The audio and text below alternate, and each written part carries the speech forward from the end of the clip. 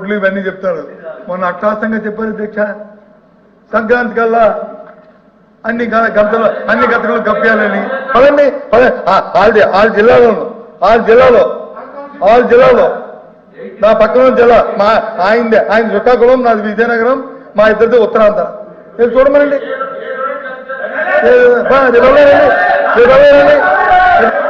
Select చేయండి. మీరు ఏ road అయినా సరే శ్రీకాకుళం జిల్లాలో మేము వచ్చినప్పటికి ఉన్న పరిస్థితి, ఈ రోజు పరిస్థితి, మీ రోడ్డు సెలెక్ట్ చేయండి. ఏ రోడ్డు మీరు సెలెక్ట్ చేయండి.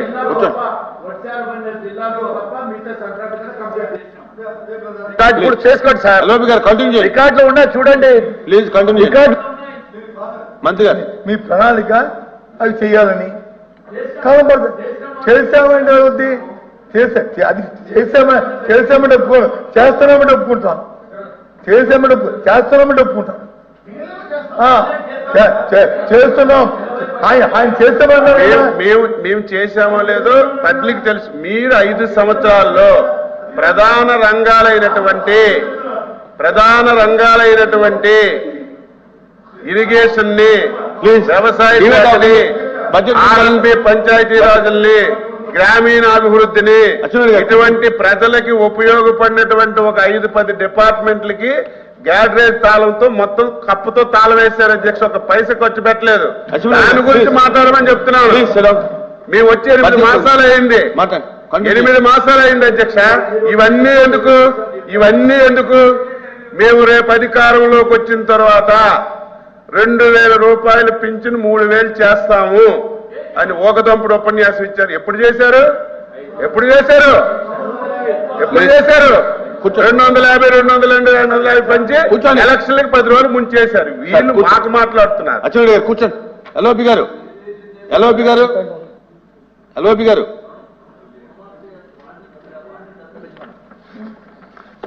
వారు ఏం చెప్తున్నారు అధ్యక్ష?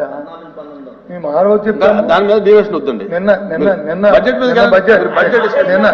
ఎన్నికల నిన్న మా ఎన్ఎక్షన్ మేనిఫెస్టోలో కూడా వచ్చే ఎన్నికల మీద ఒకవేళ మా ప్రభుత్వంగా వస్తే ఇంకో 1000 రూపాయలు పెంచుతాం, కానీ అది కూడా 250 పెంచుతామని చెప్పాం. మా దగ్గర ఏమి ఈ 2 మాటలు లేవే. మీలాగా వచ్చి నీకు పోయి ఇస్తాను. అప్పుడు 2 సంవత్సరాలు దాటలేదే. మేమేం దాటేసామా? అది కాదు అధ్యక్ష, ఈ ధర్మం కాదు ఈ మాటలు. పవర్ సెక్టర్ సార్ సరే చూద్దాం. ఇవ్వాలనే మా కోరిక. రెవెన్యూ మంత్రి గారు ఇవ్వాలని మా కోరిక, ఇవ్వాలని మా డిమాండ్. దానికి ఏదైతే గ్యాప్ ఫండ్ ఇంకా గ్యాప్ ఉందో బడ్జెట్ లో ఆ 4000 కోట్లు కలిపి ఇవ్వమనే కోరుతున్నాం. ఉంది దాని లోటు బడ్జెట్ అదే ఎక్కడ నుంచి సేకరిస్తారో ఆలోచించేమని అడుగుతున్నాం. మేము అడిగింది అదే, అంతకంటే ఏం అడగలేదే. మేము ఇవ్వాలనే కోరుతున్నాం, ఇవ్వనే డిమాండ్ చేస్తున్నాం. ఇచ్చి ప్రజలు వచ్చి వాళ్ళు కాసు కూర్చున్నారు, ఇది చెయ్యనే కోరుతున్నాం. మేము తప్పు చెప్పలేదే మీకు. ఈ పవర్ సెక్టర్ వచ్చి విధ్వంసం చేస్తారన్నారు అధ్యక్ష. పవర్ సెక్టర్ 2014-19లో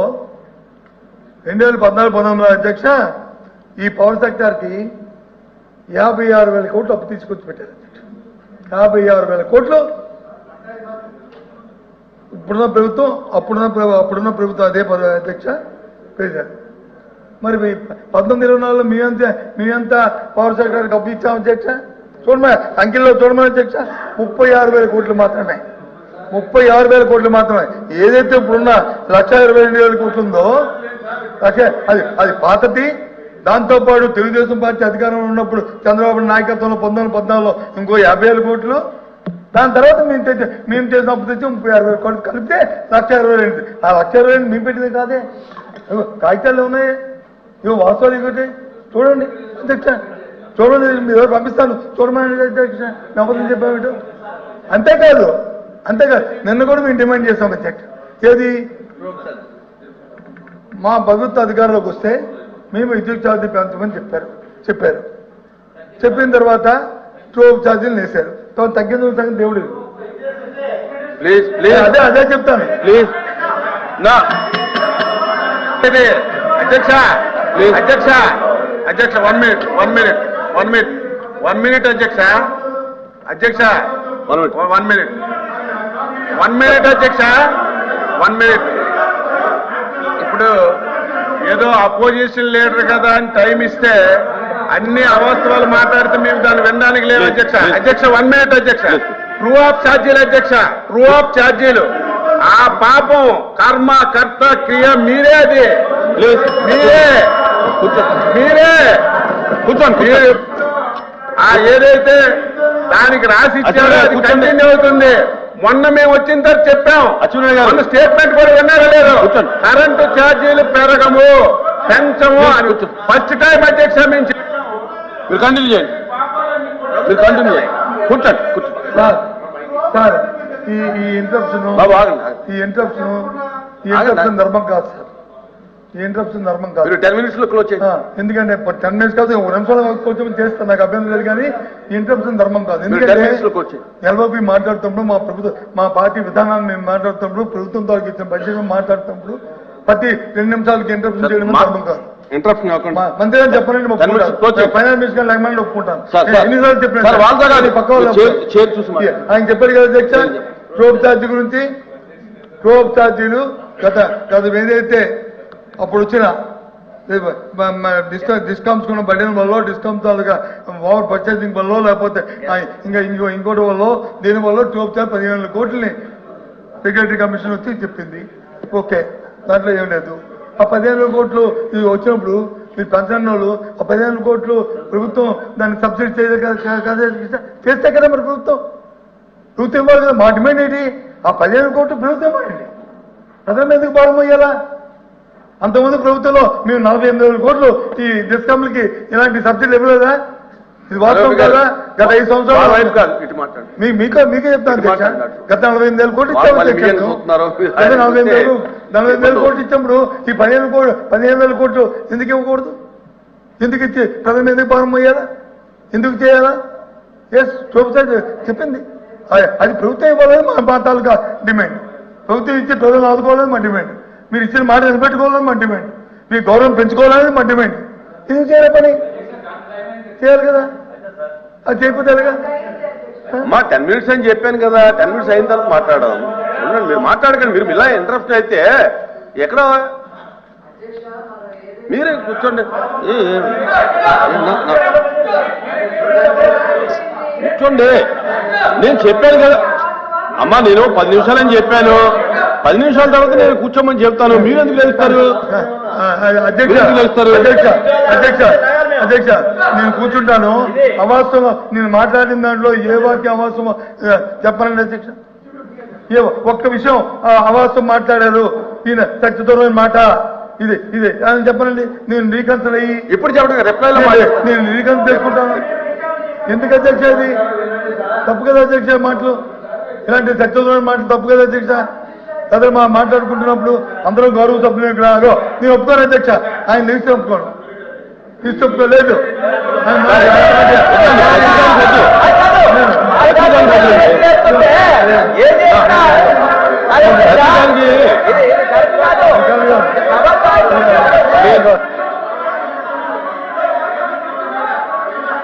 ప్లీజ్ అచ్చెన్నాయుడు గారు కూర్చోండి. ఇంకా ఇప్పుడు 10 నిమిషాల తర్వాత ఆయన కూర్చుంటాడు, కూర్చోండి. అది ఏదైనా ఉంటే కనుక, అసత్యాలు ఉంటే కనుక రిప్లైలో మాట్లాడతారు కదా. సరే ఇప్పుడు ఏదైనా మీకు అసత్యం అనిపిస్తే ప్లీజ్ కూర్చోండి. ప్లీజ్ మీకు 1 minute. ఎల్ఓపి గారు ఒక్క నిమిషం. ఒక్క నిమిషం ప్లీజ్. ఇప్పుడు ఏదైనా అసత్యం అనిపిస్తే అచ్చెన్నాయుడు గారు రిప్లైలో నోట్ చేసుకుని రిప్లై ఇవ్వండి. మీరు కరెక్ట్ చేయండి. సరే అదే చెప్పండి. మీరు రిప్లైలో ఫైనాన్స్ మినిస్టర్ గారు ఏం చెప్పదలుచుకుంటారో అది చెప్పండి. కూర్చోండి.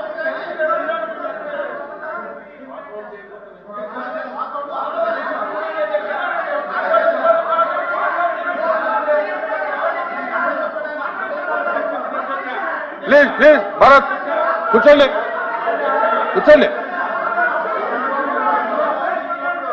ప్లీజ్ ప్లీజ్ కూర్చోండి ప్లీజ్ భరత్ కూర్చోండి దయచేసి కూర్చోండి రాజు గారు కూర్చోండి అమ్మా కూర్చోండి ప్రసంగం మీద మీరు ఇచ్చిన చెప్పేసి ఏం మాట్లాడతాం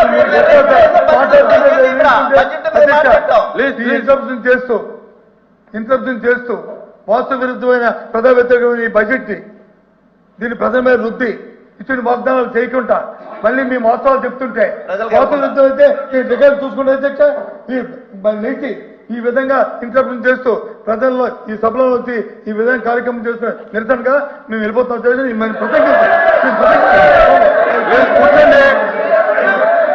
ప్లీజ్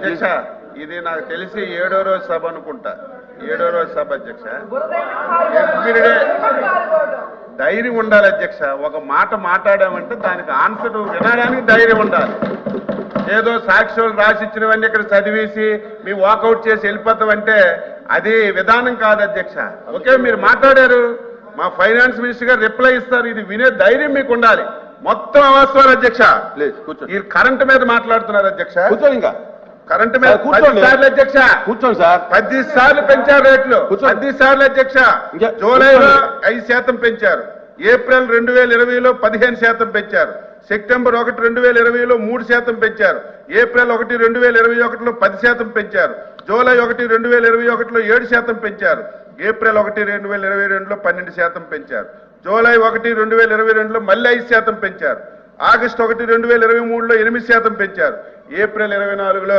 10% పెంచారు అధ్యక్ష ప్లీజ్ కూర్చోండి 10 సార్లు కరెంట్ ఛార్జీలు పెంచి మళ్ళీ దాని గురించి ఇక్కడ మాట్లాడితే దానికి అర్థమే ఉంటుంది సార్ కూర్చోండి